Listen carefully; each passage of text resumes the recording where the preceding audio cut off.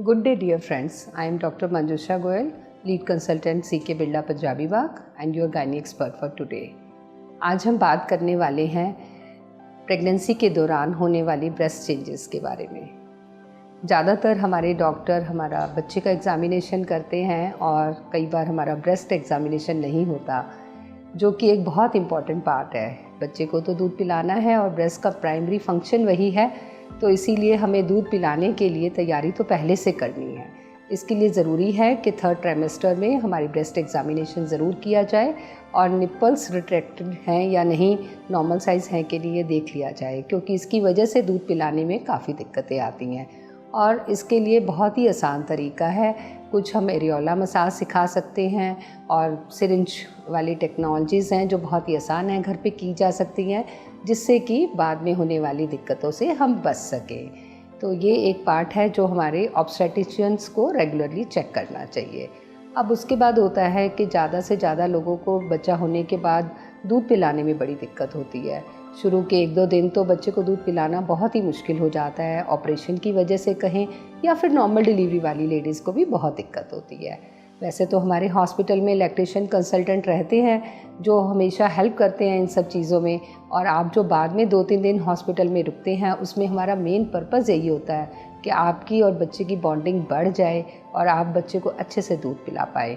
ज़्यादातर दूध तीसरे दिन आना शुरू होता है, जब खुल के दूध आ रहा होता है, तो उस वक़्त अगर माँ ढंग से दूध नहीं पिला रही होती, क्योंकि वो पहले 2 दिन डिपेंडेंट होती है, तो फिर दूध इकट्ठा होने शुरू हो जाता है और उससे कभी कभी ब्रेस्ट हैवी हो जाती है, एंगोर्ज हो जाती हैं और फाइनली वो रेडनेस हो जाती है, जिसे बोलते हैं mastitis of breast.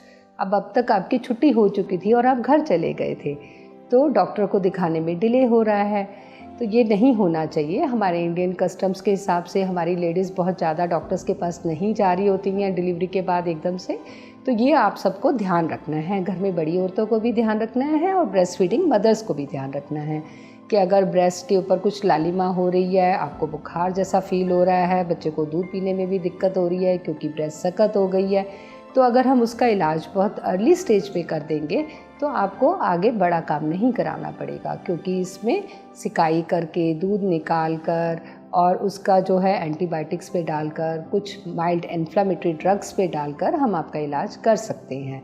So mastitis can be treated in early stages. उसको एब्सेस बनने से पहले ही उसका ट्रीटमेंट हो सकता है। तरह तरह के सवाल उठते हैं कि जब बच्चा माँ को इस तरह से रेडनेस हो रही है, मेस्टाइटिस हो रही है, तो क्या दूध पिला सकते हैं? माँ बच्चे को दूध पिलाना जारी रख सकती है। अगर उसमें एब्सेस नहीं है, सिर्फ मेस्टाइटिस के लेवल पे है, तो बच्चे को दूध पिलाना जारी रख सकती है। अगर आपको हॉस्पिटल आने में देर हो जाती है और आप नहीं दिखाते हैं, तो यही मेस्टाइटिस एब्सेस में बदल जाती है। जब ये एब्सेस में बदल जाएगी तो फिर वहाँ चीरा लगाकर ही उसका इलाज कर पाएंगे, और वो एक लंबी प्रक्रिया हो जाती है। और उसमें कभी कभी क्योंकि हमने वहाँ से वो डक्ट्स को निकाल दिया, तो फ्यूचर में दूध पिलाने के लिए भी दिक्कत होगी, और वहाँ पर जो दूध इकट्ठा हो रहा है उससे हीलिंग नहीं हो रही है, तो उसकी वजह से भी परेशानी हो रही है। इसलिए इन सब चीज़ों को हमको शुरू से और समय रहते देख लेना चाहिए। Thank you.